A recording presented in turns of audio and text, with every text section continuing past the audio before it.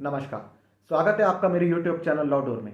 आज इस वीडियो में मैं आपको जानकारी दूंगा सुप्रीम कोर्ट के द्वारा दिए गए फैसले के बारे में, जिसमें कि यह माना गया है कि यदि किसी महिला के जो कि सरकारी कर्मचारी है, उस सरकारी कर्मचारी महिला के पति के पूर्व के विवाह से ही 2 बच्चे हैं और बाद में उस महिला के भी संतान उत्पन्न होती है, स्वयं की जैविक संतान उत्पन्न होती है, तो ऐसी स्थिति में विभाग के द्वारा यह कहते हुए उस महिला को मातृत्व अवकाश देने से मना नहीं किया जा सकता कि उस महिला के पति के पूर्व विवाह से पहले से ही 2 बच्चे थे।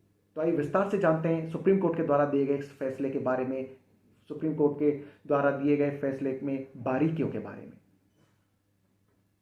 सुप्रीम कोर्ट ने इस फैसले में माना है कि एक महिला को उसके जैविक बच्चे के संबंध में केंद्रीय सिविल सेवा अवकाश नियम 1972 के तहत मातृत्व अवकाश से इस आधार पर ही इनकार नहीं किया जा सकता कि उसके जीवन साथी के पहले के विवाह से 2 बच्चे हैं। केंद्रीय सिविल सेवा अवकाश नियम 1972 के नियम 43 के अनुसार केवल 2 से कम जीवित बच्चों वाली महिला कर्मचारी ही मातृत्व अवकाश ले सकती है। इस मामले में महिला के पति के उसकी पहली शादी से 2 बच्चे थे और उसने पहले अपने अजैविक बच्चों के चाइल्ड केयर के लिए मातृत्व अवकाश का लाभ उठाया था।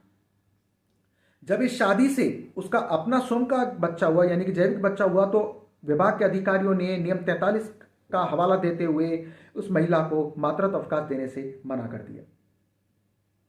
Justice D.Y.. चंद्रचूड़ और जस्टिस ए.एस. बोपन्ना की पीठ ने माना कि मातृत्व अवकाश और महिला को दिए जाने वाले अन्य सुविधाजनक उपायों का उद्देश्य यह सुनिश्चित करना है कि प्रसव बच्चे का जन्म होने के बाद उनको अपना कार्यस्थल छोड़ने के लिए मजबूर ना होना पड़े, जो हर महिला के जीवन का एक स्वाभाविक पहलू होता है।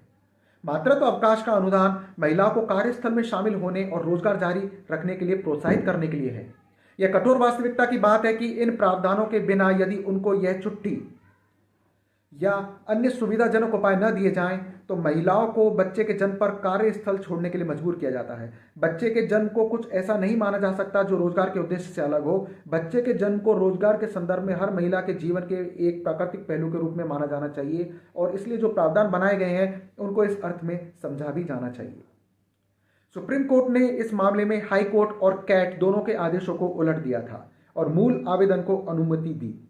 सुप्रीम कोर्ट ने माना कि वह महिला मातृत्व अवकाश के अनुदान की हकदार है और उसके अधिकार से इनकार करना नियम 43 के प्रावधानों के विपरीत है।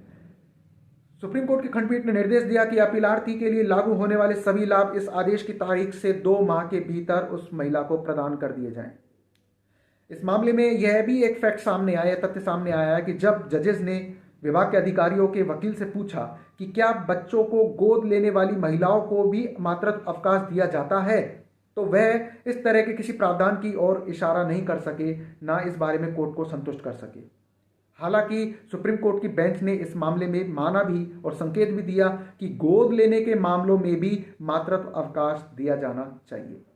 इस केस का टाइटल है Deepika Singh versus CAT SLP civil number 7772/2021।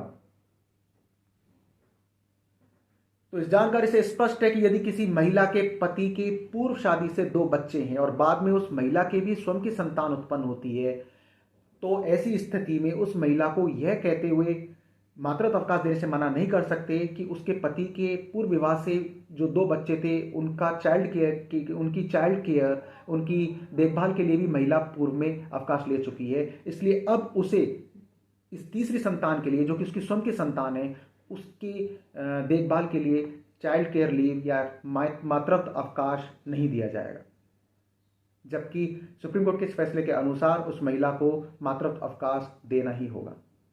तो ये जानकारी आपको कैसी लगी मुझे कमेंट बॉक्स में लिखकर जरूर बताइएगा। इसे आप शेयर भी करें जिससे कि किसी जरूरतमंद के भी काम आ सके। तो मिलते हैं एक और नई कानूनी जानकारी के साथ अपने अगली वीडियो में। नमस्कार।